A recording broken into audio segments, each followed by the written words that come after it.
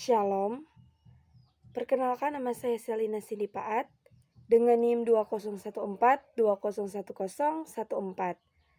Saya dari kelas A1 Keperawatan semester 2. Saya dari Universitas Pembangunan Indonesia Manado, Fakultas Keperawatan, Program Studi Ilmu Keperawatan. Dan saat ini saya akan melakukan penyuluhan tentang pencegahan COVID-19. Sudah setahun lebih sejak kasus pertama dari COVID-19 tercatat di Indonesia. Total kasus dari penyakit yang disebabkan oleh virus corona ini sudah lebih dari 1 juta dengan jumlah yang meninggal sebanyak 35.000 orang. Dengan tingginya angka sebaran yang ada, tentu setiap orang harus berusaha yang terbaik untuk mencegah agar tidak terjangkit COVID-19. Ada banyak bukti yang menunjukkan jika COVID-19 dapat menular dengan mudah ke banyak orang. Penyakit ini menyebabkan penyakit yang dapat mengancam nyawa saat menyerang beberapa orang. Selain itu, virus corona juga dapat bertahan beberapa saat di udara dan lebih lama lagi ketika menempel di permukaan suatu benda. Resiko untuk terpapar lebih tinggi saat menyentuh benda tersebut, seperti menyentuh mulut, hidung, atau mata. Diketahui jika virus corona berkembang biak lebih cepat di dalam tubuh meskipun tidak menimbulkan gejala apapun. Potensi untuk menularkan banyak orang karena merasa diri sehat lebih tinggi dibandingkan seseorang dengan gejala.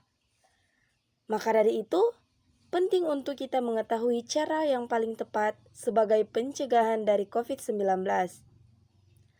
5M adalah metode gagasan pemerintah untuk menekan kenaikan angka dari COVID-19, antara lain: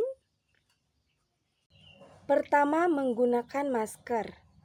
Cara pencegahan COVID-19 yang paling efektif untuk dilakukan adalah dengan menggunakan masker. Alat ini harus digunakan terutama saat berada di tempat umum atau berinteraksi dengan orang lain. Penutupan pada mulut dan hidung ampuh untuk menurunkan resiko penyebaran virus corona dengan memblokir tetesan air liur agar tidak masuk ke tubuh. Sebaran dari udara juga dapat terjadi sehingga perlu digunakan saat kamu berada di dalam ruangan, terutama yang ber-AC. Kedua, mencuci tangan secara rutin. Kita juga dapat mencegah resiko terserang COVID-19 dengan mencuci tangan secara rutin. Cobalah untuk lebih sering kita mencuci tangan dengan sabun dan air selama 20 detik.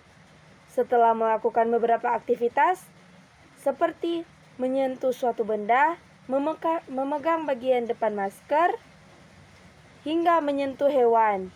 Kita juga perlu mencuci tangan sebelum makan dan juga menyentuh wajah. Jika air dan sabun tidak memungkinkan, gunakan hand sanitizer dengan kandungan minimal 60% alkohol. Yang ketiga, menjaga jarak. 5M lainnya yang harus dilakukan untuk pencegahan COVID-19 yaitu menjaga jarak. Saat berada di luar rumah, pastikan untuk menjauhkan diri sekitar 1 meter.